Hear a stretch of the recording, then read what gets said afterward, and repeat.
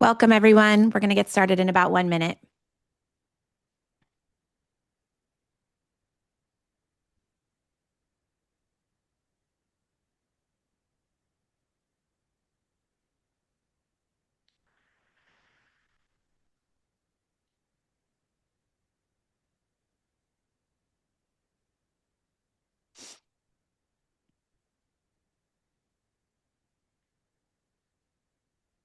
Okay. Hi, everyone. Welcome. Thank you so much for being here with us today. We are really excited to share with you the MVP 2025 year in review.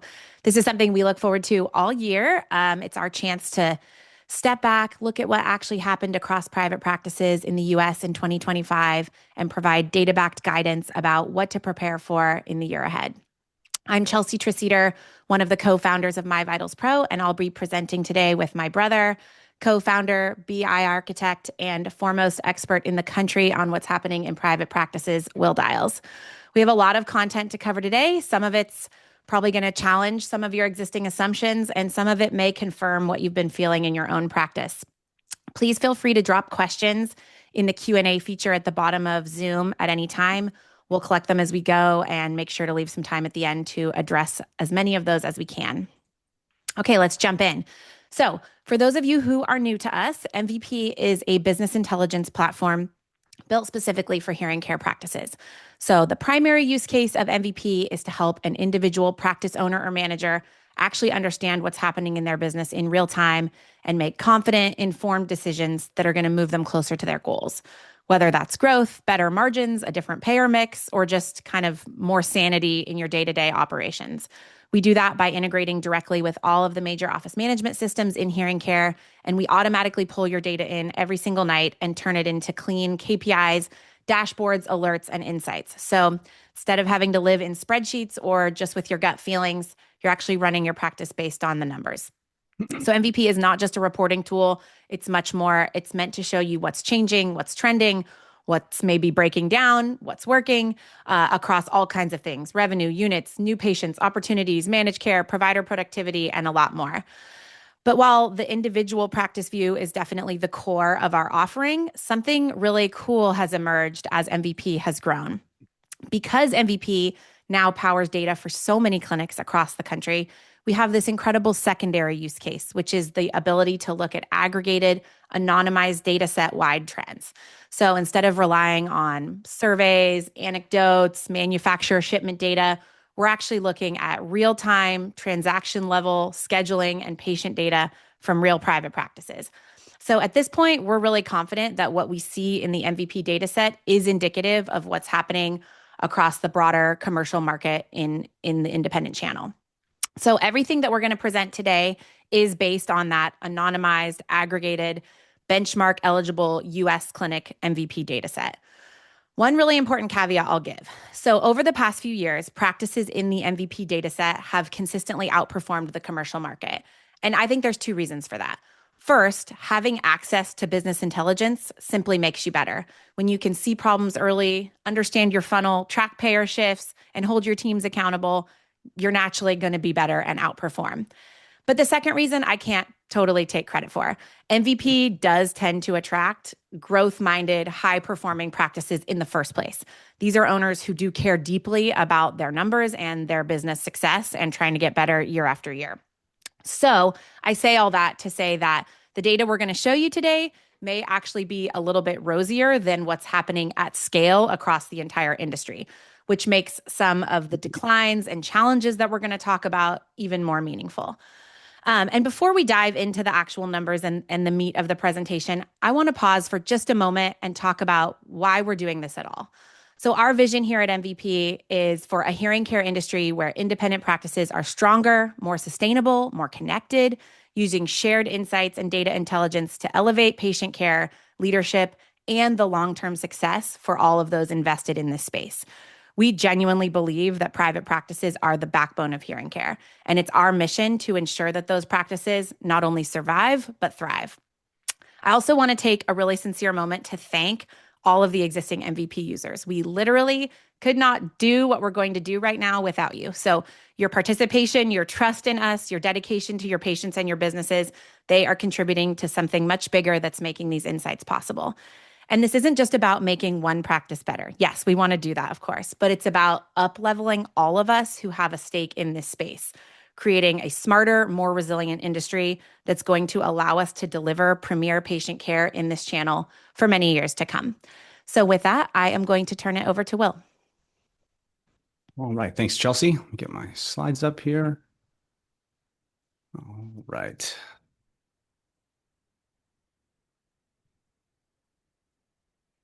All right. Can you see that okay? Yeah, looks good. Great. Awesome. Okay. Yeah. Thanks everybody for joining. And I'm going to go into kind of a deep dive of what we saw in the MVP data set in 2025 specifically. It was a very interesting year. And as you can see here, the headlines are pretty clear. The revenue was up. We saw some nice growth, but new patients are down. There's a lot more detail, and we're gonna dive into all that. Okay, so let's start with the good news. Um, as I mentioned, sales were up. 7% or so revenue growth, 5% private pay unit growth, and a nice little 3% bump in average selling price. So those are all positive indicators, nice things we saw. Perhaps not the kind of growth that everybody was looking for, but growth nonetheless. On the not so good news side, we saw a pretty pronounced drop in new patient volume, both in terms of appointments and units, and even sales. We saw a decline, which is not something that we've seen historically in the MVP data set. Here's where it gets a little bit tricky. The managed care third-party business was down even more so, with almost 7% drop in units, 9% drop in revenue. And whether this is good news or bad news, it really depends on your perspective. If you're a practice who relies heavily on managed care, historically, it's probably not great news. If you're a practice who does all private pay or has been moving that direction, perhaps you applaud this. If you're a hearing aid manufacturer invested in the managed care space, it's also probably not great news, but it's certainly noteworthy and something that jumped out right away all year long in the data and warrants quite a bit of exploration, which we will get into later in this presentation. So if sales are up, but new patient sales are down, that means one thing, that existing patient revenue must be up. And sure enough, it's certainly strong growth in revenue units and especially opportunities, even more so than the revenue in units. So any growth we did see in 2026 or 2025, excuse me, was completely driven from this segment of the business. All right, so let's go a little deeper here, and we're going to take a look at some of the same KPIs we already looked at. And the point here is not necessarily to evaluate every single data point and what the growth looked like, but what I find interesting here is that pretty much all of the core KPIs that you see on the screen here showed growth. All of them did show growth over 2024. But if we look at what the average growth rates were for these metrics over the 3-year period preceding 2025, so 22 through 2024, average year-over-year growth rates, there's a pronounced decline, a deceleration in growth across all of these KPIs, with the one exception of average selling price. So yes, we had growth in 2025, but not like we had been seeing, and not like I think we would have predicted starting the year. Again, new patients showed a decline across the board, every metric we can look at, with the exception of average selling price, which is kind of a theme. Somewhat significant drops, and certainly significant when compared to the growth rates seen in the prior 3 years across every one of these metrics. Third party, definitely the biggest decline out of any category of business that we evaluated. And I think it's noteworthy that 7% drop in units is quite a bit, a 9% drop in revenue. So a bigger drop in revenue than in units means that the average fee per unit is declining, which that's actually a multi-year trend that we have been seeing over the last 3 or 4 years. Units and revenue growing, absolutely, but that fee had been coming down. So that's just a continuation of something that we've been seeing, but certainly worth noting. And if you look at the 3-year growth rates for these metrics, with the exception of the TPA fee, strong growth rates every year. So the decline was quite unique and something that immediately stood out. Now, if we take slightly different look at things here, and we're going to introduce this concept of an FTE status. Full-time equivalency is what that stands for. It's the measurement of equivalent full-time providers in a practice based on patient hours, so time spent with patients in appointments, completed appointments, with the assumption that an FTE of 1 is 22 hours per week with patients. We do that so that we can look at, compare a single location practice or a 2 location practice to a 15 location practice on an apples to apples basis. So FTE as a standalone metric grew 5% year over year. That means that providers in the MVP data set spent 5% more time with patients than the prior year, 2024. And so while we did see, nice 7% or so revenue growth, if we do it on a per FTE basis, not nearly the same growth, about 1% growth. And in some of these, we even declined on a per FTE basis. So what this means is that there was more capacity to see patients, more time spent with patients, and growth achieved, but at a less efficient clip. So just worth noting. Okay, so let's take a look at demographics. The number of people turning 65 has been growing rapidly for many years. This is not a new concept. It's something that we've been talking about for years. And the growth rates of people 65 population in the U.S. has slowed, as you can see in some of the more recent quarters here. But still, there's been plenty of growth in that segment, and which should be helping us as an industry. There should be more people in need of audiology and hearing care services. So the question is, have we kept up with the demographic wave? If we look at it in terms of total units, private pay and third-party units on a per business day basis, I would say more or less yes. When we graph it on the same chart, we can see what looks like a relatively there's correlation there between the growth in 65 plus and the total unit volume. But that's not the only metric, obviously. So if we look at it by new patients only, we actually see a reversal. So we can see that they peaked in the first quarter of 2024, actually, and we've seen 6 of the last 7 quarters with a decrease in the number of new patients, brand new patients coming into MVP practices, including the most recent quarter at the lowest point we've seen in quite a while.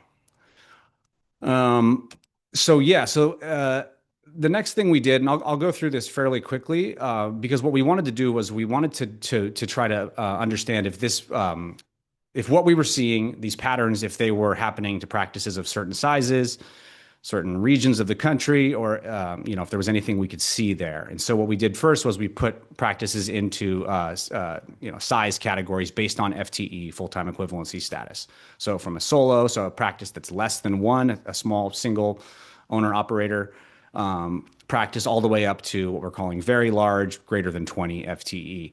And across the board, we can see that the revenue growth was not necessarily the same amount in every category, but revenue growth nonetheless in every category. If we look at the new and existing patient sales splits, this is the pattern that we're seeing everywhere. So just about every group of practice sizes, with obviously the one exception of the 4 to 5 group, showed a pretty pronounced decline in new patient hearing aid conversions, where every single group, every single one of those cohorts, showed growth in the existing patient side. Worth noting that the very large group saw the largest decline in new patient conversions, also the largest increase in existing patient conversions. So it's just an interesting observation there. Regionally, similar story, with the exception of the Northwest. All regions of the country showed fairly nice revenue growth. And if we look at the pattern, the existing and new patient splits, same story here. Declines across the board in new patients and strong growth in existing patients. So familiar pattern everywhere that we looked for it. Okay, so some other interesting things we saw in the data. We've seen over the last few years a shift towards more premium hearing aids, private pay hearing aid sales in the MVP data set. And with this year, that trend continued, 70% of all units being either in premium and advanced, or and 30% in entry or basic level technology. So they kind of mirror each other on the inverse basis there. Unsurprisingly, the ASPs have increased similarly. So as more and more units move into that premium and premium and advanced category, the ASP has increased correspondingly. Another interesting insight we looked at here was the age of patients coming in and actually making purchases. So I wouldn't focus so much on the red line, which is the age of purchase for the existing patients, because obviously that group's going to be older. Um, but if we look at the blue line down at the bottom, this is the age of patients purchasing their, not necessarily their first set of hearing aids ever, but their first set of hearing aids within the practice in the MVP data set. And so what we can see there is a consistently, year over year increase in age of patients making that first purchase. Which is, a little bit concerning because we know that, especially this year, so much of the growth was driven by existing patient sales. So if patients are coming in later, that means that they likely have less time for future sales. So certainly something to keep an eye on, and we will, but not a great indicator that the patients appear to be getting older when they're buying for the first time. Okay. Let's get into a little bit more of the third-party analysis here. So what we're looking at here on this screen is the TPA unit growth versus the same month in the prior year in 2025. And what immediately jumped out to me when we looked at this was just the fact that 11 out of the 12 months in 2025 showed a decline in units versus that same month in the prior year. And clearly it's weighted more. It's more pronounced in the beginning of the year, approaching something more of like a normalization or a stabilization towards the summer, and then the early fall, and then a little bit of a tail off towards the end of the year.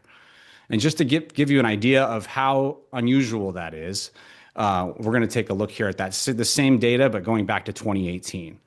And with the exception of April, May, and I guess June, a little bit in 2020, when they're kind of the heart of the COVID lockdowns, we have not seen any month until 2025, of course, where the TPA units decreased over the same month in the prior year. So completely ahistorical, and just kind of jumps out at you. So the question is, why is this happening? And we have a couple theories. One is something we've been talking about for years, and we've observed it in many practices, but it's the concept of strategic divestment. So clinics that are doing well, they very well may decide to divest entirely or divest from certain third-party plans, and shifting the business more towards private pay. We know that's happening to some degree, of course. The other theory would be a reduction in demand. So some external factor that's outside of your control that is reducing the volume that we're seeing. So we're going to actually explore that second theory first. And the first thing that comes to mind when I think about an external factor that could impact something like third-party hearing aids in a private practice setting would be Medicare Advantage. And the reason for that is that essentially all Medicare Advantage plans have hearing aid coverage of some kind and almost always run through some sort of a third-party administrator. And if we just take a quick look at what the penetration in Medicare Advantage has looked like over the last several years, we can see that it's gone from 35% to over 50% of all Medicare eligible individuals in the country opting for a Medicare Advantage plan as opposed to original Medicare. And so we believe this is highly correlated with the penetration of third party in the private practice space, and we can kind of see that here. So in 2018, it was 14% of all the hearing aid sales were third party, and that peaked in 2024 at just over 31%, with a pronounced decrease, as we've already kind of established, in 2025. Even though the penetration of Medicare Advantage increased, we still saw a decrease. So that kind of needs more exploration and explanation of like why that would be occurring, given that even more people are on Medicare Advantage. So we're gonna do a quick little sidebar here. We're gonna talk about crosswalk data, which is something that to be honest we hadn't looked at until this kind of same time last year, trying to look for explanations as to why we were seeing what we were seeing. So the crosswalk data comes from CMS.gov. It's a report that shows year-over-year changes in Medicare Advantage plans. So that's new plans that are established, plans that are consolidating in, multiple plans consolidating into one, and plan terminations. So those are plans that are being canceled and not renewed, and the patients, the enrollees, are not being converted into or crosswalked into a designated plan. So this report has shown some pretty interesting data, and the thing that we kind of honed in on was this particular concept of a terminated enrollee, which is a member whose plan ended without an automatic transfer to a new plan. So they've got two choices: they can find new coverage if it's available to them, or they can revert to original Medicare. They can do that by choice or by default. If they make no choice, they automatically get reverted to original Medicare. So when we look at these terminated enrollees over time, we can see something pretty interesting. So what you're seeing on this chart is the number of individuals terminated in plans that were terminated, and then the gray percentage is the percentage of total enrollment in plans that were impacted, total individuals impacted. So 2018 was a little bit of an outlier. And from our research, it looks like there was something that happened with the Affordable Care Act at that time. Kind of an artifact, didn't show up in the years before or the years since. But if we really look at 2019 onward, we can see that, significantly less than 1% of all people in Medicare Advantage plans were in a plan that got terminated until 2025, where that number jumped from, just under 300,000 to almost 1.5 million, or 4% of people enrolled in a Medicare Advantage plan either, got terminated and had to make some decisions. So again, we got that same data from the previous slide on the TPA percentage of hearing aid sales, as well as the year over year. And our theory is that the 1.5 million people that got terminated and had to make some decisions and figure out their Medicare enrollment, this very well could have had an impact on and likely explain some of the TPA softness we saw in the data set. And if we look to 2026, which we have no enrollment data yet, all we know is the patients. We have the crosswalk report, so we know what plans are available in 2026. We have no enrollment data yet. The January report's not out. We will do a deep dive into that and likely do a webinar probably in April, all about Medicare Advantage enrollment. Once we have all of the data after the special enrollment period ends in March 31st. So sometime in April or May, we'll do another webinar on that and do a deep dive. But this year, that number is 2.5 million, or almost 7% of all Medicare Advantage enrollees are in this status of being terminated and having to figure out what to do. So if this theory is true, we would expect 2026 to have more choppy softness and disruption in the managed care segment. And it's early. We've got 13 business days in January to date, and I can tell you that the third-party business is down about 5% year over year already, against a very soft January last year. So a little bit even softer is what that tells us. And just if we look on a volume basis, the number of TPA units per business day in January so far is you'd have to go all the way back to the end of 2022 to see volume that low. So it's early. We're not making any bold proclamations that the TPA business is trending down, but it's been soft so far, is what we can say. So if this is true, that this is affecting the third party volume, we just kind of wanted to walk through some of the potentially causal explanations for that. So a lot of people are losing coverage. So some of them will revert to original Medicare based on their own choice, and many, probably more, will revert based on no decision equals reversion to original Medicare, where there is explicitly no hearing aid coverage whatsoever. Creates quite a bit of chaos, and we've heard plenty of anecdotes of this from practices we talk to.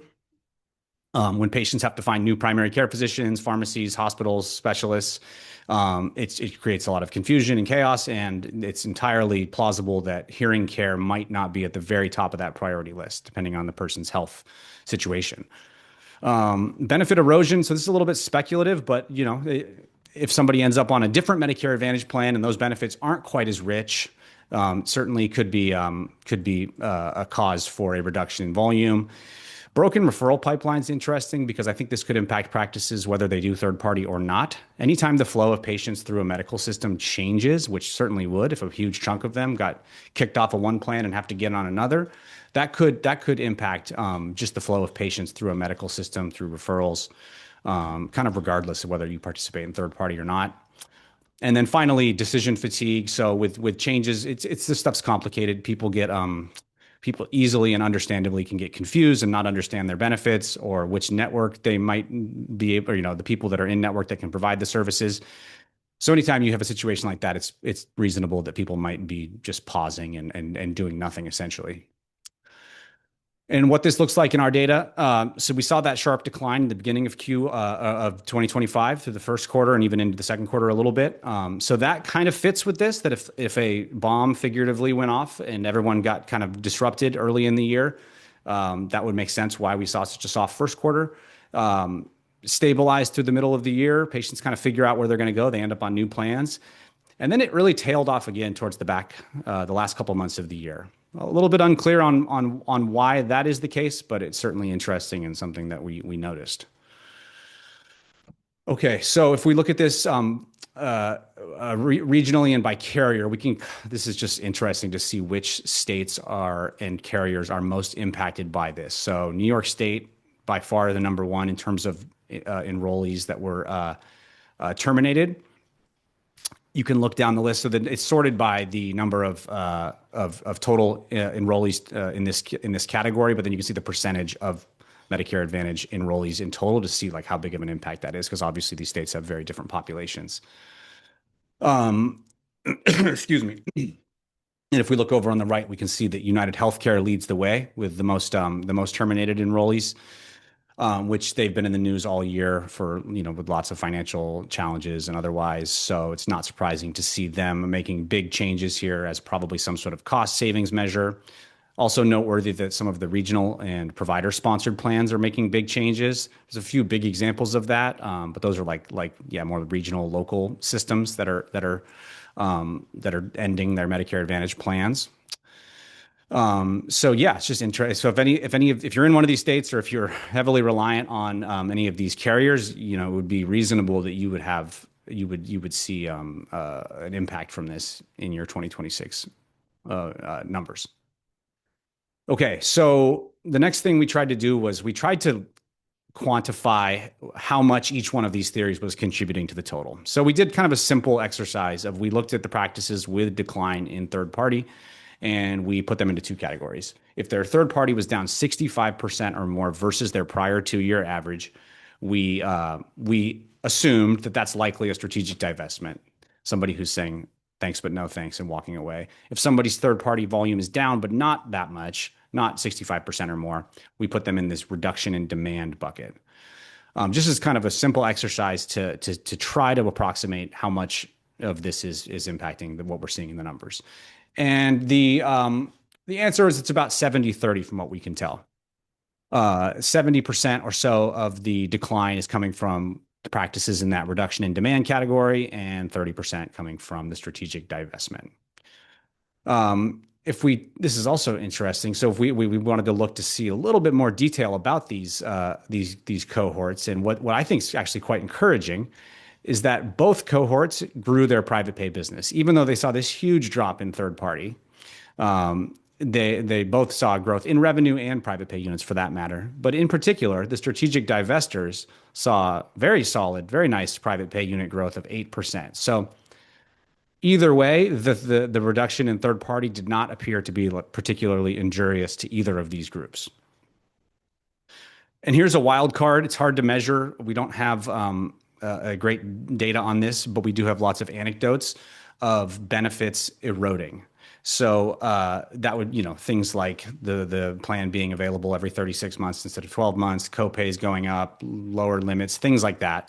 So the degree to which that's happening, it would serve to accelerate both of these patterns. Because if the benefits are getting a little bit worse, obviously that would logically reduce demand for the services. If you're strategically divesting and the patients that you're encountering are, have a slightly less rich benefit package, that makes your compelling alternative that you're offering them easier to compete with. So the degree to which that's happening, probably accelerating both. Okay. Let's talk about the funnel. So this is the new patient funnel. So at the very top of this, we start with any patient with a completed initial appointment. And that could be a hearing aid consult. That could be a newborn hearing screening or somebody coming in for sleep close because their spouse snores. So not all of these are definitely are in the pursuit of hearing aids or audiological care necessarily. Um, the rest of the funnel, we look at how many of those had an HAE like appointment, because we can measure that in the day, something like a hearing test or something similar to that. And it looks like 65% or so had an HAE. Of those, 78% or so were hearing aid candidates. And we look at that based on their hearing loss. If they have hearing aids from a prior place, we can infer based on the age of their hearing aids. But roughly 80% are candidates.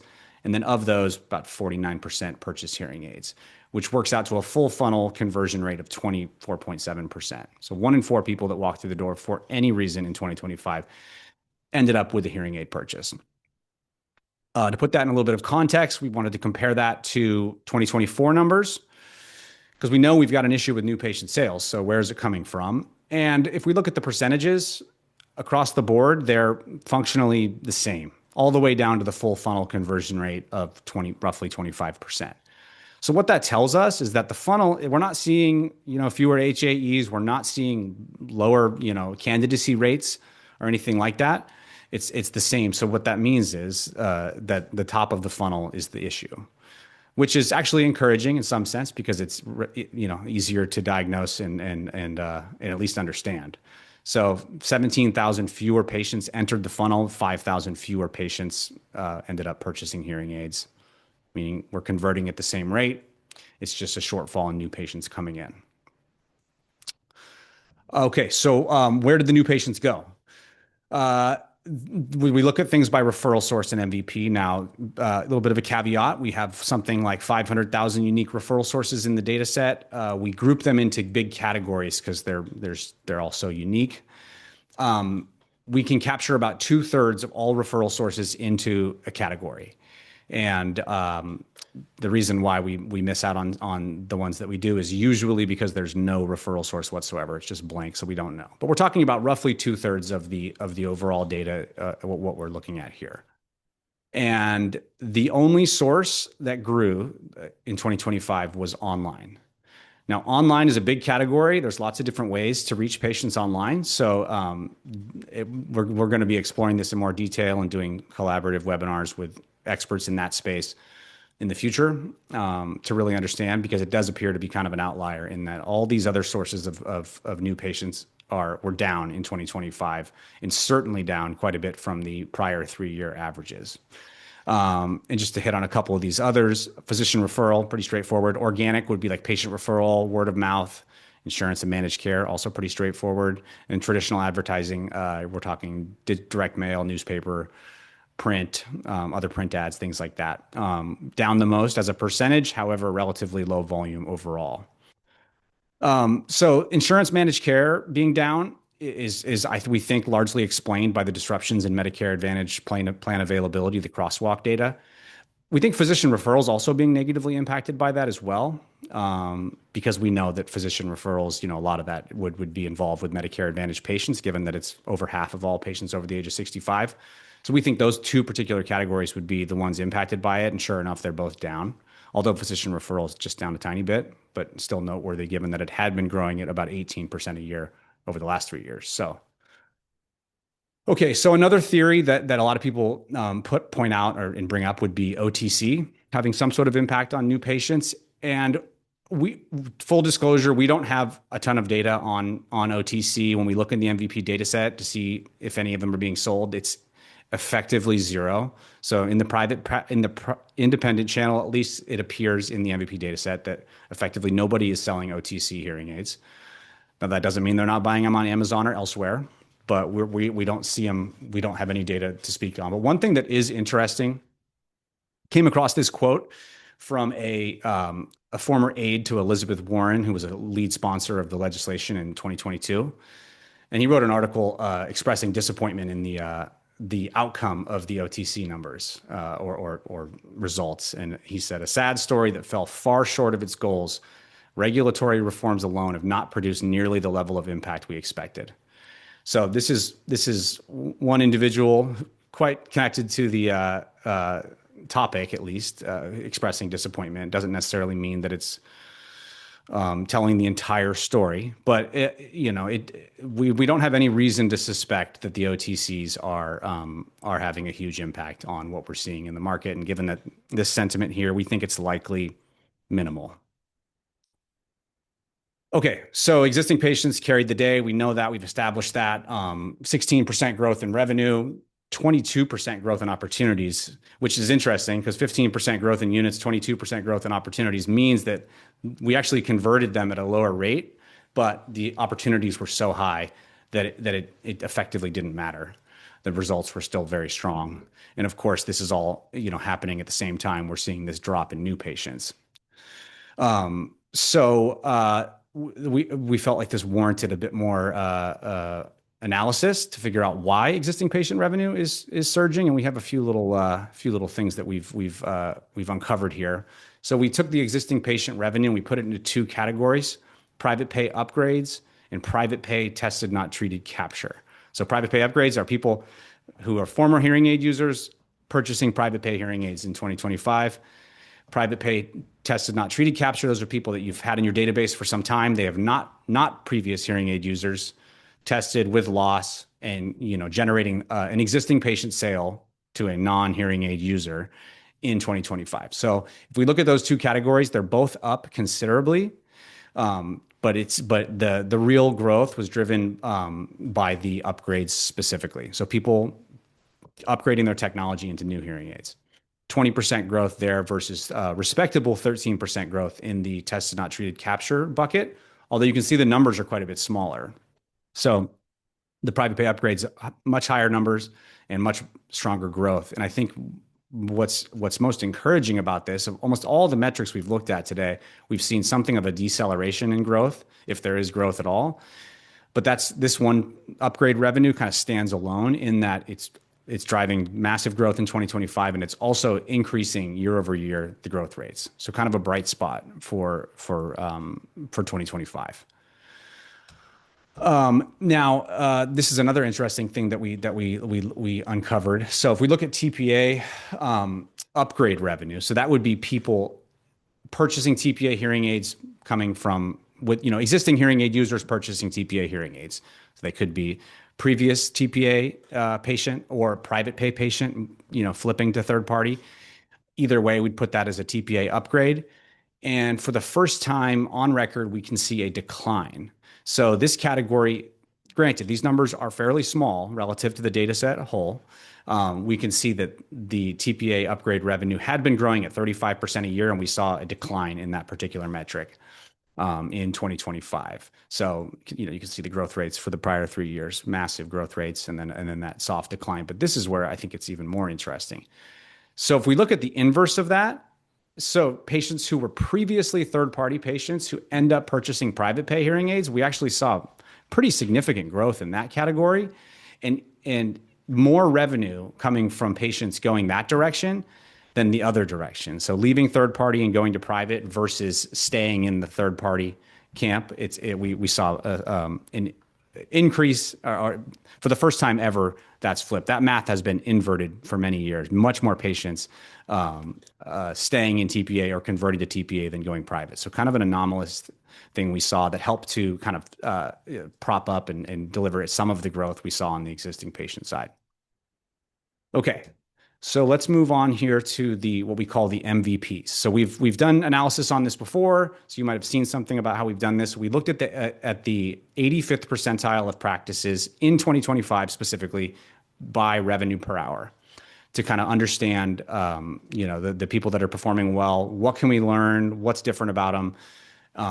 And how does it all shake out? So just a quick little summary: the MVPs are generating revenue per hour of about 763 on average in that group versus everybody else in the data set at 432.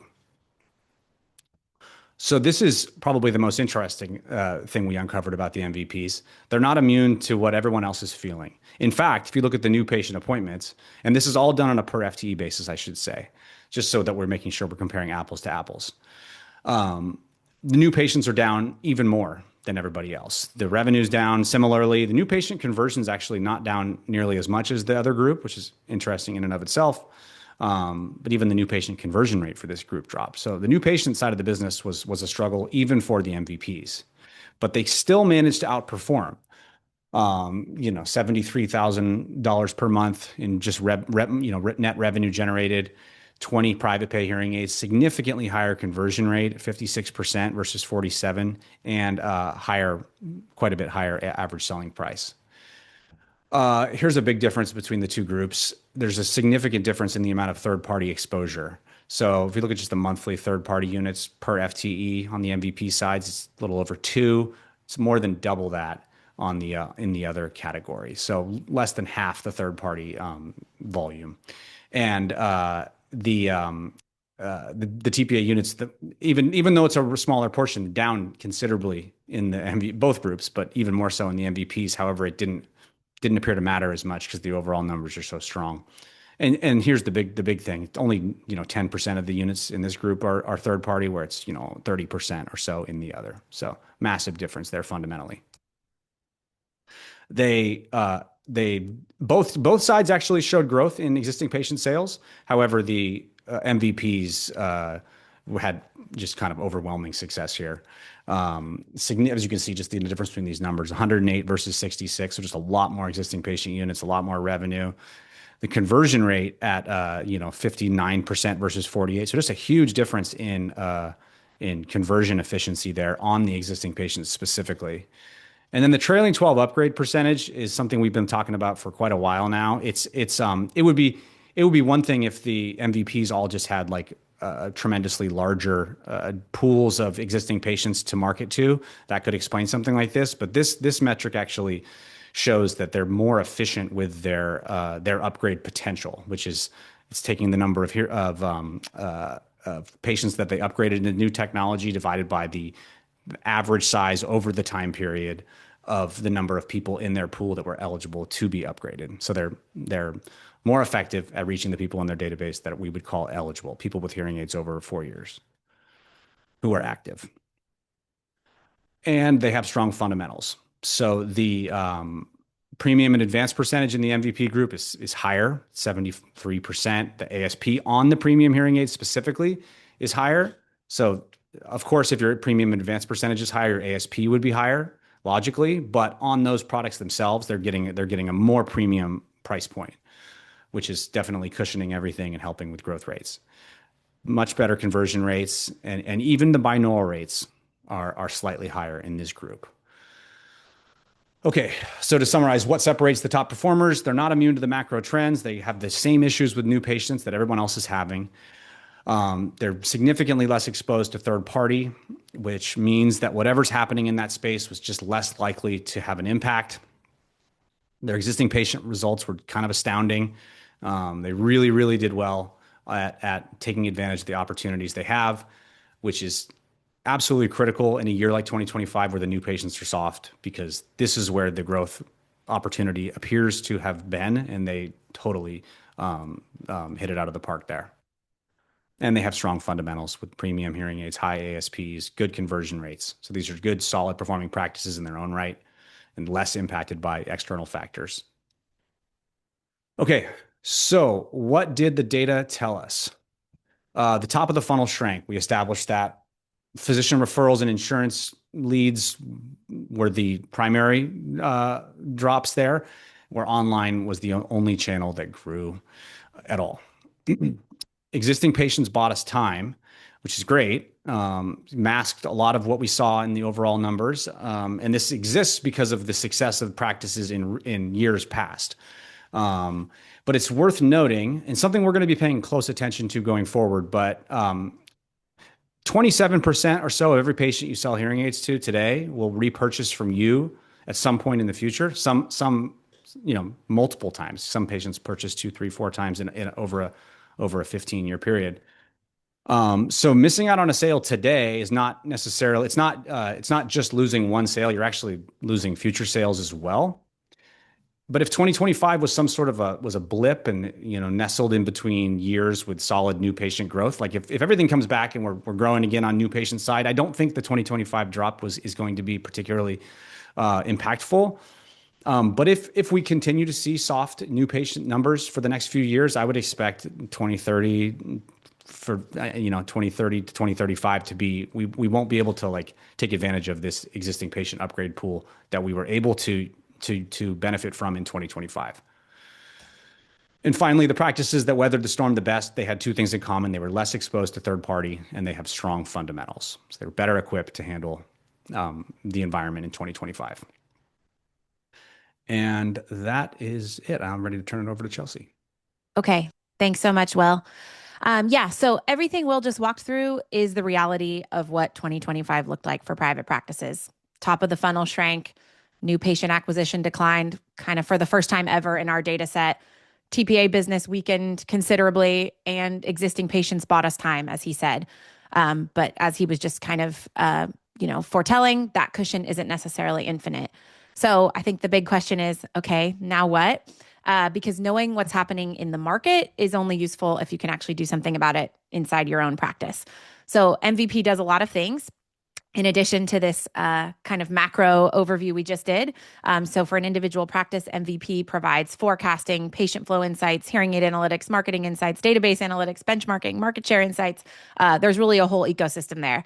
And we built a number of brand new features in 2025 directly in response to what we were seeing happening in real time in the market. So yes, we spent a bunch of time doing this 2025 year in review, but if you read our newsletter or come to any of our other events, we were looking at these numbers every day, all year long. And we were kind of able to discern throughout the year what we knew private practices needed in order to survive and adapt faster. So what I wanted to do really quick is just share a couple of those newest features with you. Hopefully you guys can see my screen there. So I'll just run through a couple of these really quickly with our remaining few minutes here. So the first one is pipeline. So any of you who attended our webinars earlier in 2025, especially the one in February called Where Have All the New Patients Gone? We saw a stark drop in new patients early in 2025. And one of the biggest problems was that most owners didn't see it clearly until months later. So this stuff was happening starting in late 2024.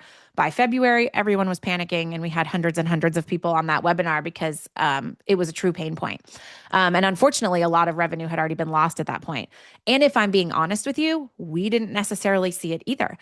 So it's what spurred us to build this feature in MVP called Pipeline. So had we had this feature live in late 2024 instead of kind of middle of 2025, we actually could have sounded the alarms as to what was happening industry-wide and, of course, for individual practice owners as well. So what the pipeline feature in MVP does is let any individual practice see their future opportunity outlook and their sales projections in real time based on what's currently on the schedule, broken down by clinic, provider, patient type. And so instead of kind of flying blind, now you can see if nothing changes, here's where I'm likely to end up 30 days, 60 days from now, which gives you time to react, not just explain a bad month after it's already happened. And I think if 2025's taught us anything, especially on the new patient side, you can't afford to wait 3 months to realize that your funnel just collapsed. Another feature that we built this year is MVP data alerts. And this came directly from watching certain practices struggle. So what we saw time and time again was owners saying things like, I had no idea this was happening until it was already so bad.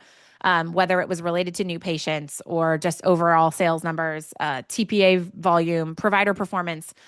So what the data alerts do is they automatically notify you when something meaningful changes in your business. That could be up, it could be down. It could even be something that's still up, but trending down. So kind of the earliest possible warning or indication that we could give using BI to let you know that there is change afoot. This isn't noise. These aren't tiny fluctuations, but these are real signals that you need to be looking at as a practice owner. So, for example, you might get an alert that your new patients have dropped 15% or your pipeline is off. Your close rate has fallen below your typical range. So MVP is going to flag that and tell you that in real time. So what it does is it turns data from simply like a rear view mirror looking at what's already happened into a forward-looking early warning system. And I really believe that the practices that weathered the storm in 2025, they weren't lucky. They were seeing these shifts happen early and reallocating their resources before things became a major problem and the year was lost. And tools like this is how you're actually able to do that. One of the most important things that Will showed today was that existing patients are basically what saved the day in 2025. That 16% growth has masked a lot of pain.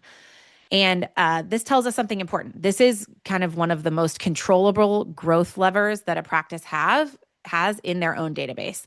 So we built the MVP list generator as a direct answer to that, which this feature lets you instantly generate hyper-targeted patient lists based on all kinds of real attributes. So hearing aid age, last visit date, hearing loss level or payer type, tech level, opportunity status. I mean, I could go on and on. So instead of just, blasting your entire database with a super generic message, you can now say, show me everyone with 5+ year old devices who had purchased premium who haven't been in for 18 months, or show me patients with untreated moderate hearing loss, or show me patients who downgraded the last time they purchased a new set. So this is a way to really systematically drive upgrades, reactivations, service revenue, all of those sorts of things that have been critical in strengthening practices in a time when new patient volume has been somewhat soft.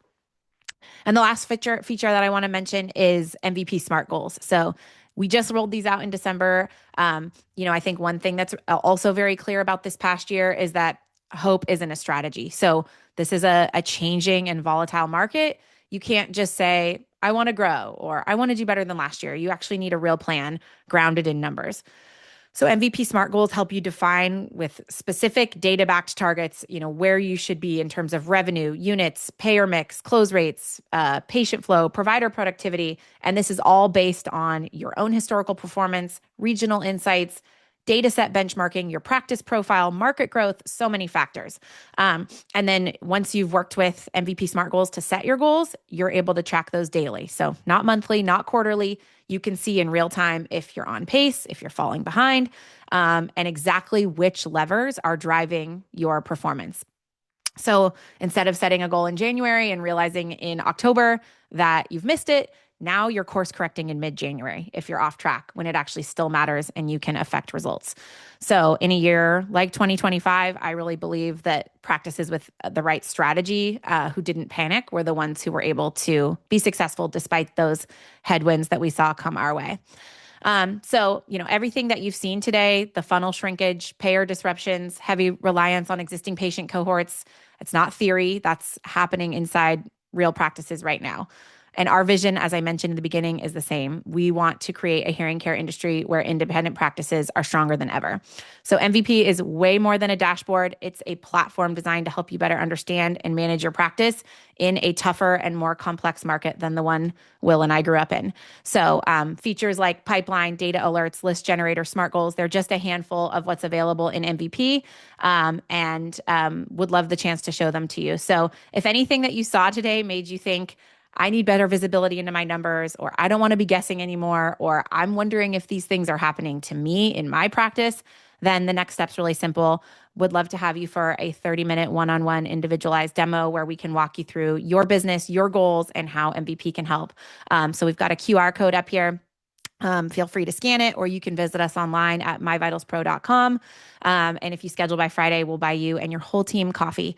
So with that, I see we do have a bunch of questions that have already popped in. So I am going to try to pull those up here, and we will get to as many of those as we can. Okay, so here's a question. I think we may have somewhat answered this with your tale of two theories, but this question is managed care truly down, or a private practice is just honoring the TPA discount? Maybe like a way of talking about strategic divestment. Yeah.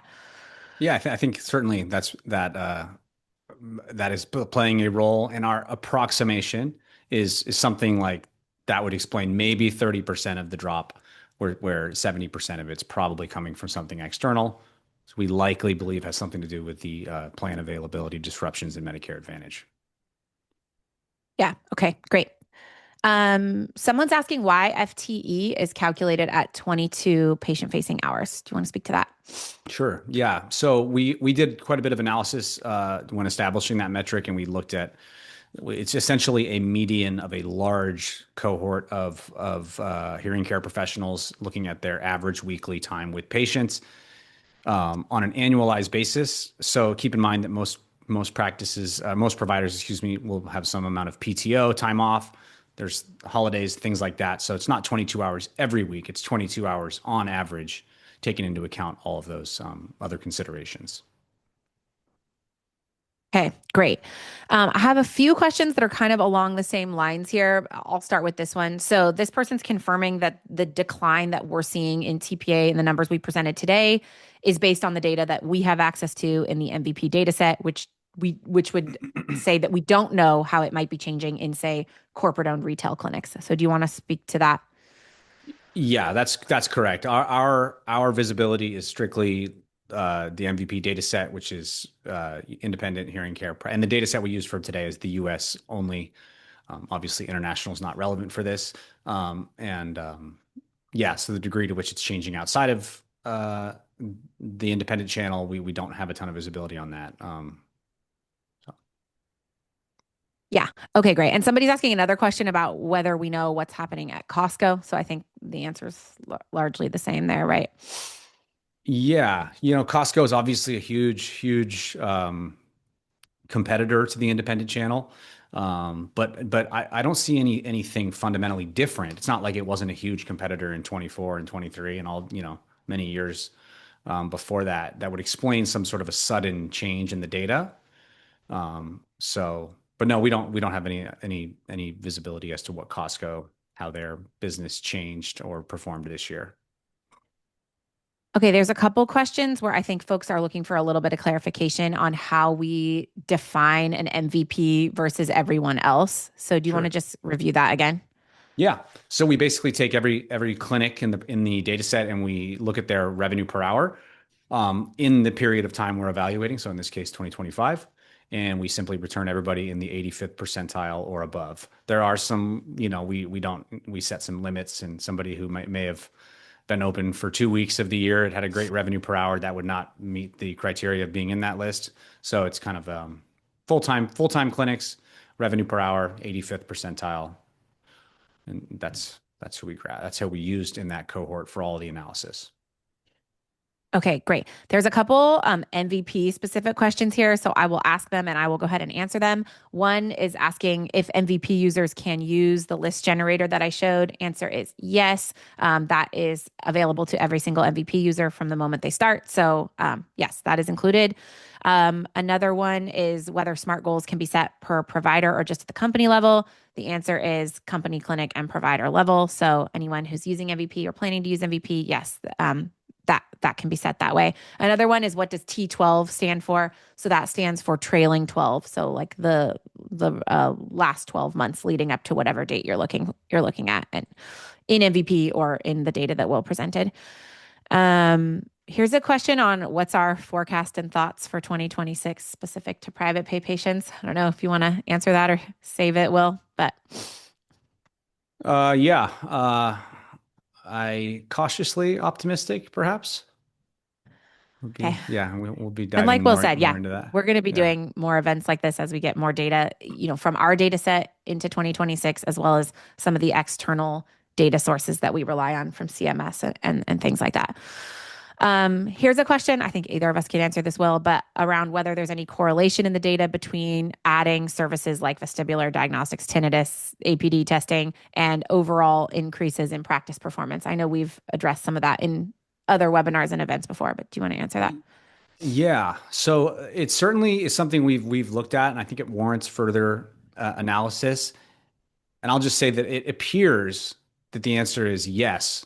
Adding services like that overall helps the practice and in all ways that we've looked at so far. But yeah, so I think in general, it's a great idea to reach more people. Yeah, great.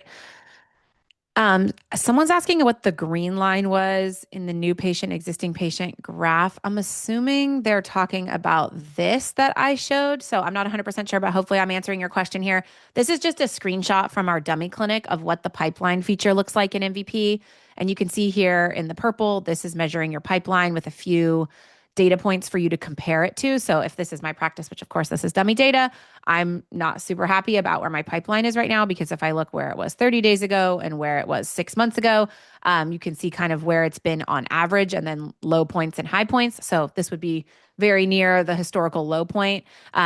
You can, this is not an interactive version, of course, a screenshot, but you can slice and dice to see whether it's coming more from the new patient side of the business or the existing patient side of the business, which based on everything we covered today, we believe is really important. And then in the background here in kind of a dark teal green, what you are seeing are, in this case, private pay and TPA units. So you can see, and you could do just private pay or just TPA, however you want to look at it for your business. But you can see for most practices, once you have custom opportunity logic set in MVP, that an increase in pipeline almost is always followed by a corresponding increase in units some period of time later. And that how long later is going to depend highly on your sales process, how far booked out you are, things like that.